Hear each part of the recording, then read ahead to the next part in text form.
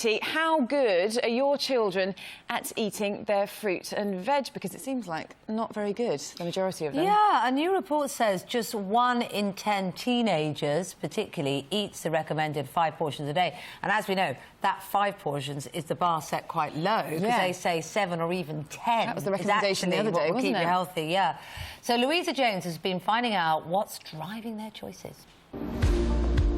We all know 5 a day keeps the doctor away, but apparently we're not very good at it. Anyone? Free fruit and veg? And teenagers are the worst offenders. I'll have a grape. I'll have a Kit Kat. Choose grape because it's very healthy for you. And you should definitely eat lots of vegetables in your diet. Who told you to say that? Do you like fruit and veg? Really? Not really, but... Did you consider, you know, a lovely celery stick or a carrot? Not really. Not at all.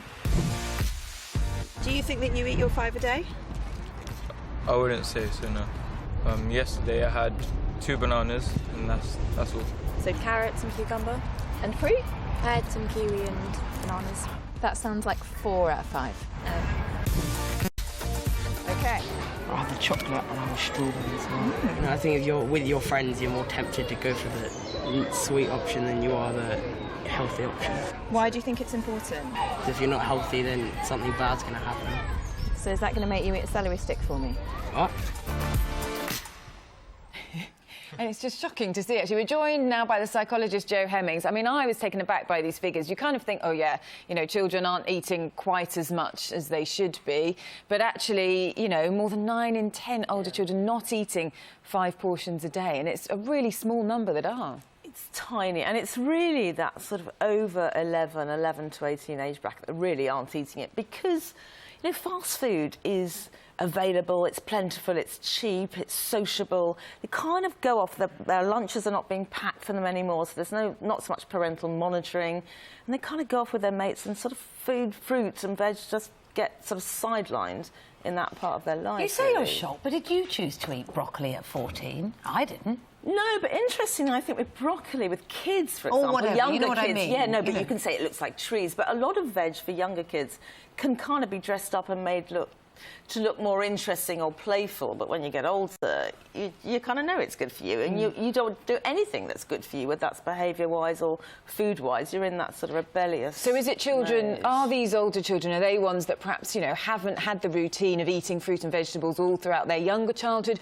Or is it parents who've, you know, done whatever they can, but these children then change when they get to a certain point? I think it's more that, because actually I think a lot of it's genetic, actually. So one study said up to 72% of children were genetically programmed not to eat or be picky eaters. But I think parents, when they've got a bit more control when they're younger, they expose their kids to fruit and veg they eat as a family. That sort of stops when children get a bit older, so they're not exposed to it as much. So I think they sort of go off eating as much fruit and veg perhaps they would have done when they were younger. So I suppose also, what is the best way to do it then? Because you don't want to battle, because there's all sorts of concerns as well in teenage years about eating disorders and other things. You certainly don't want the meal times and food to become a battleground, and you've got enough battles to fight elsewhere, haven't you? So how do you deal with it then? What is your advice? I think the first thing is not to panic. The truth is that when children go through growth spurts, they get hungrier. So they will be more likely to eat a greater variety of food. And they generally come back to being a bit healthier when they get older. Once they start getting 18, 19, 20, they get another awareness.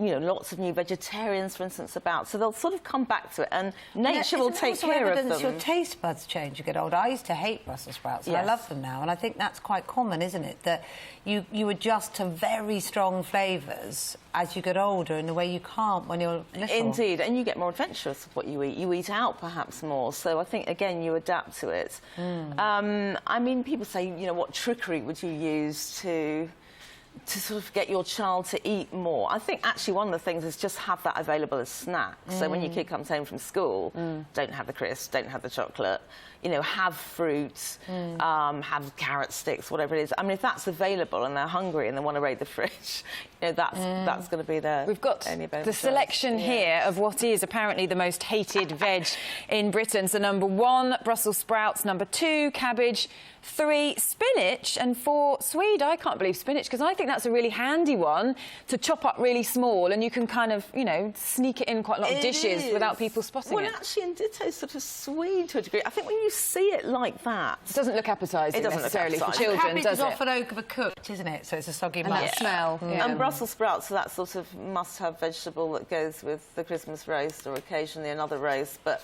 I don't know anybody who would prefer to have Brussels sprouts and another vegetable. There's not much sweetness in these vegetables, so actually, for kids, it's things like carrots and peas and sweet corn that have a natural sweetness. They're more likely to eat it, and when they go quite soft and they're still good. I mean, a soft Brussels sprout is not a beautiful thing. Cover it with ketchup. That's my tip. Cover it all with ketchup and see how you get on. We'd love to know your ideas. Jo, though. thank you for what that. What ideas have you come up with to get your kids eating more fruit and veg? You can get in touch on Twitter, Facebook or email, or if you have any particular problems, is there something you're really worried about or struggling with? I do think... You're back later, aren't you? So Secret spinach for me works a treat. Chop it up with the pasta pesto, really small, never even notice it.